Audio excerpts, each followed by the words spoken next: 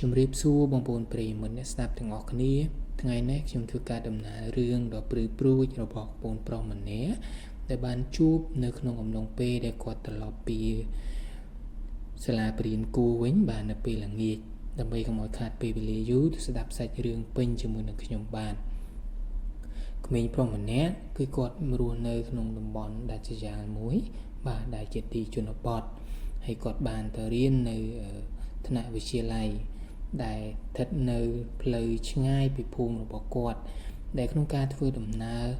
ពីផ្ទះរបស់គាត់ទៅដល់សាលារៀន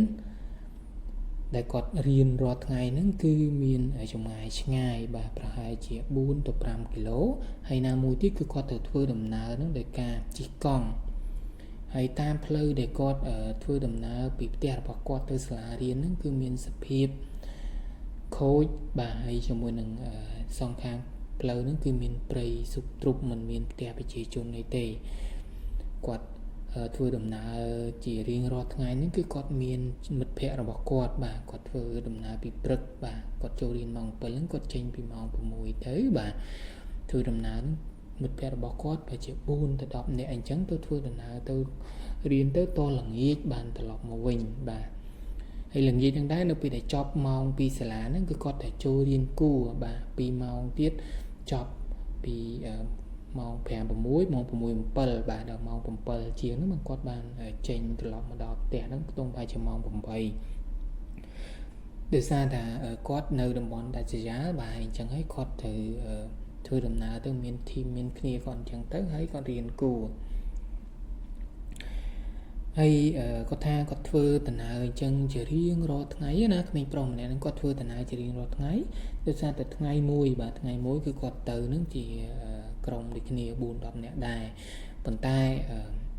ដោយសារតែថ្នាក់របស់គាត់បាទគឺបែកចេញពីគ្នាហើយគាត់នៅក្នុងថ្នាក់មួយហ្នឹងគឺតែគាត់ទេ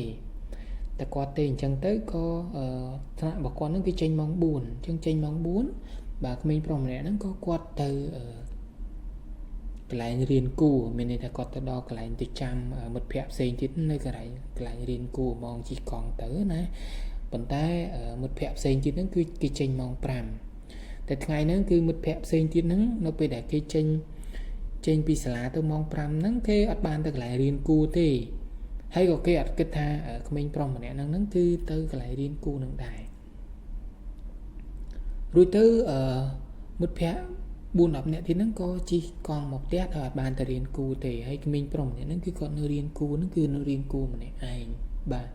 គាត់ទៅដល់កន្លែងរៀនគួរហើយក៏គាត់សម្រេចតែគាត់នៅរៀនម្នាក់ឯងទៅរហូតបាទចប់ម៉ោង6រហូតដល់បន្ត1ម៉ោងដល់ម៉ោង7ម៉ោង7គាត់ក៏ចេញពីកន្លែងរៀនគួរហ្នឹងក៏ធ្វើដំណើរតាមផ្លូវបាទតាមផ្លូវហ្នឹងមានមិត្តភ័ក្តិអីទាំងទៅគេចូលផ្ទះគេអស់គាត់ក៏ចុះមកបាទចេញពីផ្លូវធំហ្នឹងចុះមកទីនេះគឺមានតែគាត់ទេហើយនៅមួយនឹងមិត្តភ័ក្តិផ្សេងទៀតប៉ុន្តែថ្ងៃនេះគេអត់មករៀនជាងគាត់ជិះតែគាត់ទេគាត់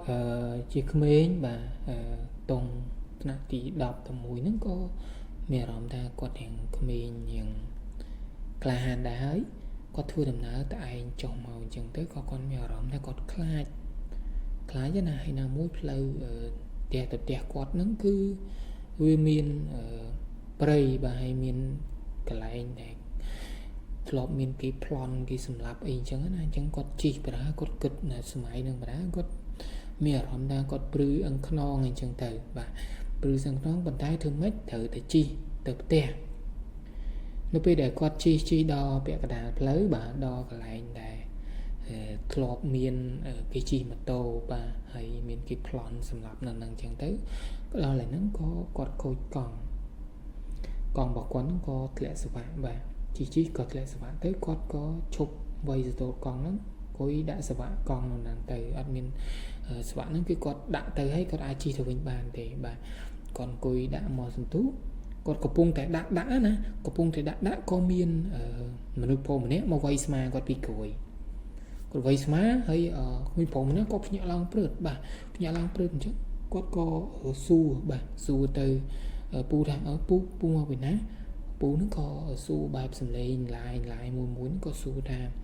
ក្មួយឯងមកពីណាអញ្ចឹងទៅហើយគាត់អូនប្រុសក៏ឆ្លើយថាគាត់មកពីរៀនគួរ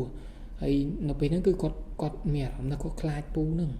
គាត់ខ្លាចជាប៉ុន្តែធ្វើម៉េចនៅពេលដែលគាត់សួរអញ្ចឹងហើយត្រូវតែឆ្លើយអញ្ចឹងទៅគាត់ដឹងថាត្រូវធ្វើម៉េចអញ្ចឹងណាអញ្ចឹងហើយ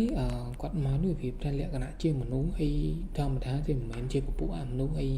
តែទេគាត់មើលទៅទឹកមុខមើលទៅអីសភាពអញ្ចឹងណាមានការ CPA តាមទៅដូចមនុស្សយើងធម្មតាអញ្ចឹងទៅក៏គាត់មិនចាប់អារម្មណ៍ថាជាខ្មោចជាអីទេគាត់ក៏ឆ្លើយអញ្ចឹងប៉ុន្តែគាត់មានសភាពថាគឺគាត់ខ្លាចនៅពេលដែលសុកគឺអត់មានអីស្ងាត់មកវ័យឆ្មាណាវ័យស្មាហើយក៏សួរថាបដៃមកពីណាហើយក៏គាត់ឆ្លើយអញ្ចឹងទៅក៏គាត់មានអារម្មណ៍ថាខ្លាចហើយគាត់ក៏ដាក់ស្វាហើយគាត់ថាពូខ្ញុំទៅហើយគាត់ជិះកង់ទៅបាត់ពូហ្នឹងក៏គាត់ដើរប្រជ្រះទៅវិញទៅក៏បាត់ទៅគាត់ជិះមកដល់មុខបាទជិះមកដល់មុខហើយមេឃវាកាន់តែល្ងឹតទៅម៉ោង7ហើយគាត់ជិះនៅលើឌីឡម៉ូកង់របស់គាត់ហ្នឹងឌីឡម៉ូកង់គាត់មានភ្លើងហ្នឹងគាត់ជិះទៅជិះមកដល់ខាងមុខបាទមកដល់ខាងមុខក៏ធ្លាក់ស្វាទៀតកង់របស់គាត់ហ្នឹងណាធ្លាក់ស្វាម្ដងនេះក៏គាត់ចុះទៀតចុះប៉ុន្តែគាត់អត់វាយសទល់កង់ទេគាត់ពោកពីខាងលើរៀនកង់ហ្នឹងហើយអោនទៅដាក់ស្វាហើយគាត់មានអារម្មណ៍ថាខ្លាចដៃគាត់ហិញញញគាត់ដាក់ស្វាបដាភ្នែកប្រគាត់ចេះតែខៀងមើលគេងខាងបដាព្រោះគាត់ខ្លាចបាទប្រយុទ្ធម៉ោង7កន្លះអញ្ចឹងគាត់ខ្លាចឲ្យល្ងឹតដែរណាគាត់ខ្លាចក៏ដាក់ស្វាដាក់បដាក៏គាត់លឺសំឡេងមនុស្សដើរគ្រូដើរដូចយើងអូស្បែកជើងនៅលើគ្រូអញ្ចឹងណាហើយក៏គាត់ងាកទៅក៏ឃើញមានមនុស្សដើរស្ទង់មកគាត់ក៏ទាញកង់មកគាត់ទាញកង់មករត់សមោនក៏ស្រែកថាហេអូនឈប់អញ្ចឹងទៅគាត់ក៏លឺសំឡេងយ៉ាងនេះអញ្ចឹងទៅគាត់ព្យាយាមខ្លាចទៅគាត់ព្យាយាមអូសបដារត់បដាគាត់ស្រែកគាត់ជុំបាទគាត់ស្រែកជុំបដាទៅអូបដាទៅគាត់ចេះថាហើយសមោនចេះដេញតាមមីក្រូថាអឺឈប់គាត់ក៏ឈប់ហ្នឹងឃើញពូនឹងមកទៀតណាពូនឹងក៏ដើរមកពីក្រូនឹងទៀតពូដែរឡើងបាទដើរមកហើយគាត់សួរថាថៃបានរត់ថាខ្លាចខ្ញុំខ្លាចថាពូមិនទៅធ្វើស្អីជាមួយឯងអត់មានធ្វើអីទេអញ្ចឹងហើយក៏គាត់ហ្នឹងក៏ដើរទៅហ៊ូទៅហើយក៏បាត់ទៅហើយគ្មានប្រុសម្នាក់ហ្នឹងបាទគាត់ក៏អូសកង់របស់គាត់ដាក់ស្វាយហើយគាត់ជិះតទៅមុខទៀតជិះតទៅមុខបាទនៅពេលដល់ពាក់កណ្ដាលផ្លូវបងប្អូនបាទពេលហ្នឹងគឺមានបាទសងខាងផ្លូវហ្នឹងគឺមានទៅដោយការឈរអមបាទគឺវាលក្ខណៈជាខ្មោចណាហ្មងនេះគឺមានកបត់កបាទមានកោអាវអីលេដែកលហើយអីចឹងទៅគាត់ជិះបរាគឺគាត់ភ័យបរាពេលនោះធ្លាក់ច្រវាក់កង់ផងអីផងចឹងទៅក៏ដាក់ស្វាក់កង់ហើយព្យាយាមរត់មកហើយយំស្រែកអូសកង់រហូតទៅដល់ផ្ទះបាទទៅដល់ផ្ទះហ្នឹងបាទទៅដល់ផ្ទះគាត់និយាយប្រាប់ផ្ទះអ្នកផ្ទះគាត់ទៀតអញ្ចឹងទៅនិយាយប្រាប់អ្នកផ្ទះទៅអ្នកផ្ទះក៏យកអីម៉ូសូទីទៅឲ្យគាត់បាទហើយលើក្រោយទៅគាត់ទៅរៀនទៅមកជាមួយនឹងគាត់ទៅមួយមិត្តភ័ក្តិហ្មងនេះគឺគាត់ធ្វើការតំណែងមួយមិត្តភ័ក្តិស្និទ្ធណាគឺគាត់ទៅរៀនទៅអីហ្នឹងគឺទៅមួយមិត្តភ័ក្តិទៅមកតែនៅពេលដែលគាត់ជិះកាត់ហ្នឹងគឺគាត់មានអារម្មណ៍ថាខ្លាចគាត់នឹកឃើញនៃការដែលគាត់ជិះកង់ដំបូងហ្នឹងគឺជួបហេតុការណ៍នៅពពួកមនុស្សលងបន្លាយពពួកខ្មោចអញ្ចឹងទៅបាទហើយគាត់ជិះមកទៅមួយនឹងគ្នាគាត់មកវងដល់ថ្ងៃមួយបាទថ្ងៃមួយគឺខាងកន្លែងដែលគេរៀនគួរហ្នឹងគាត់មានរៀបចំរៀនគួរហើយគឺគាត់មានហូបអីជុំគ្នាជាមួយនឹងមិត្តភ័ក្តិគាត់ហ្នឹងណាអញ្ចឹងគាត់ក៏បន្តហូបអីជុំគ្នាជាមួយនឹងមិត្តភ័ក្តិហើយបន្ទាប់មកគាត់ចេញមកខ្ទង់ប្រហែលជា1ម៉ោងបាទបន្ទាប់ពីហ្នឹងមកគាត់ចេញមកម៉ោង8ជាមួយនឹងគ្នាគាត់3-4កង់បាទ3-4កង់គាត់ជិះមកឲ្យប្រើទាំងជប់ផងអីផងអញ្ចឹងទៅក៏វាលីលំជាមួយនឹងថ្ងៃហ្នឹងវាមេឃទីចង់ភ្លៀងមានភ្នែកបន្ទោលេព្រីអញ្ចឹងទៅគាត់មកជាមួយនឹងគ្នាគាត់មកគ្នាគាត់ក៏មកដល់កន្លែងដែលគាត់ធ្លុះនេះហ្នឹងអ្នកគាត់ហ្នឹងក៏ឈប់កង់ហ្នឹងហើយកង់ម្នាក់នេះទៀតហ្នឹងក៏ធ្លាក់ស្វាក់តែហ្នឹងក៏គាត់ឈប់ចាំហ្នឹងទៅតែមិនមែនកង់ក្មេងប្រុសម្នាក់ហ្នឹងទេគឺអ្នកផ្សេងទៀតគឺធ្លាក់ស្វាក់នៅហ្នឹងទៀតហើយកន្លែងហ្នឹងគឺគាត់ធ្លាប់ជួបអញ្ចឹងហ្នឹងប៉ុន្តែកង់គាត់ធ្លាក់គាត់ក៏នៅចាំហើយគាត់ឈរមើលគេងខាងគឺគាត់មើលទៅបាទគឺដើមឈើមានលក្ខណៈថាខ្យល់បក់ល្វីចមេឃរោភ្លៀងណា ខ្យល់បក់រួចហើយលីជាមួយនឹងភ្នែកទូព្រៀបផងតែអត់ភ្លៀងទេទៅដាក់ស្វាក់ហើយក៏គាត់ជីដំណើរជីដើរមុខទៀតទៅអញ្ចឹងទៅក៏ម្ដងមុខក៏ធ្លាក់ស្វាក់ថែមទៀត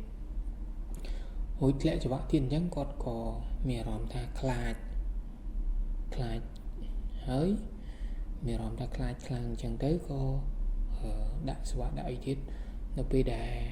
តង់ទី2ដែលគ្នាគាត់នឹងមកដាក់ស្វាក់ហ្នឹងណាគឺគាត់ឃើញមានមនុស្សនៅពេលបោកភ្នែកបោកមិនថាភ្លេចបន្ទោព្រាកទៅគឺឃើញខាងមុខនោះគឺសិតតែមនុស្សឈរធ្វើដៃឆ្ងាយដូច zombie អញ្ចឹងណាធ្វើដៃខ្វាយឆ្ងាយអញ្ចឹងជាសភាពខ្មោចបាទមួយទៅមិត្តភ័ក្តិរបស់គាត់ហ្នឹងបាទជាមួយនឹងគាត់នឹងមើលឃើញចឹងទាំងអស់គ្នាក៏មានអារម្មណ៍នាំគ្នាភ័យហើយស្រែកជុំស្រែកពេញព្រៃចឹងទៅក៏រត់ចោលកង់ចោលអីទៅរត់ទៅដណ្ដៅភូមិបាទរត់ទៅភូមិទៅដល់ភូមិបាទអ្នកស្រុកគេបាទកន្លោះទឹកកន្លោះអីឲ្យចឹងទៅហើយក៏ក្មេងៗទាំងអស់ហ្នឹងគឺបន្ទាប់ពីថ្ងៃហ្នឹងមកគឺគេជប់រៀនគួរឲ្យខាងសាលាគេសម្រួលពេលវេលាទៅឲ្យពួកគាត់រៀននៅវេនថ្ងៃវិញចឹងដល់ម៉ោង 5 ហ្នឹងគាត់ចេញទៅហើយចាប់តាំងពីពេលនោះមកគឺតំបន់ហ្នឹងណាអ្នកភូមិហ្នឹងគឺអត់មានអ្នកហ៊ានជិះម៉ូតូកាត់ជប់តាមកាត់ហ្នឹងទេឲ្យតែជិះកាត់ជប់គឺតែងតែមានបញ្ហាមានគេប្លន់ឬក៏មានខ្មោចមានអីបន្លាចអីចឹងទៅបាទហើយចាប់តាំងពីពេលនោះដល់គឺអ្នកភូមិគឺធ្វើតែការងារឆ្លងកាត់ផ្លូវកន្លែងហ្នឹងគឺធ្វើតែពេលថ្ងៃទេពេលយប់គឺនាំគ្នាសម្រាប់នៅតាមផ្ទះទាំងសិស្សស្លាយហ្នឹងអត់មានអ្នកថាកាត់នឹងយប់ទេតែបើថាទៅទាំងកាត់យប់តតែមានគ្នាអីច្រើនជីកទៅអញ្ចឹងណាបាននាំគ្នាហ៊ានបាទមិនហ៊ានធ្វើដំណើរកាត់ផ្លូវនឹងប៉ុន្តែយូរម្ដងនេះដោយសារតែពួកគាត់មានគេថាមានទរៈអីត្រូវទៅពេទ្យយប់លុបអីចឹងទៅបានទៅគ្នាទាំងវងចឹងទៅប៉ុន្តែបើថាជាធម្មតាត្រូវធ្វើការកាត់ហ្នឹងហ្មងបាទគឺអត់ជីកទេបាទហើយចំពោះរឿងបាទរបស់ក្មេងប្រុសម្នាក់នេះក៏ខ្ញុំធ្វើការដំណើរជាជូនបងប្អូនប្រិយមិត្តក៏សូមបញ្ចប់ត្រឹមនេះដែរហើយ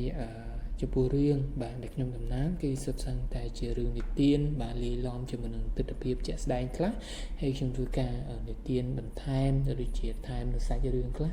ដើម្បីលើកមកដំណើរចែកជូនបងប្អូនប្រិយមិត្តអ្នកស្ដាប់ទាំងអស់គ្នាហើយខ្ញុំសង្ឃឹមថាបងប្អូនប្រិយមិត្តនឹងយល់បាទពីគោលបំណងដែលខ្ញុំធ្វើការដំណើរនេះគ្រាន់តែជាការចែកចម្លែកកំសាន្តអារម្មណ៍ចំពោះបងប្អូនប្រិយមិត្តណាដែលចូលចិត្តស្ដាប់នៅរឿងរ៉ាវរន្ធត់បាទបន្ទាប់ពីការមុននៃការចូលដំណេកអញ្ចឹងណាបងប្អូនប្រិយមិត្តបាទខ្ញុំបាទចំណែកពីយុគគឺសូមអរគុណបងប្អូនប្រិយមិត្តហើយក៏សូមជម្រាបលាបងប្អូនប្រិយមិត្តតែត្រឹម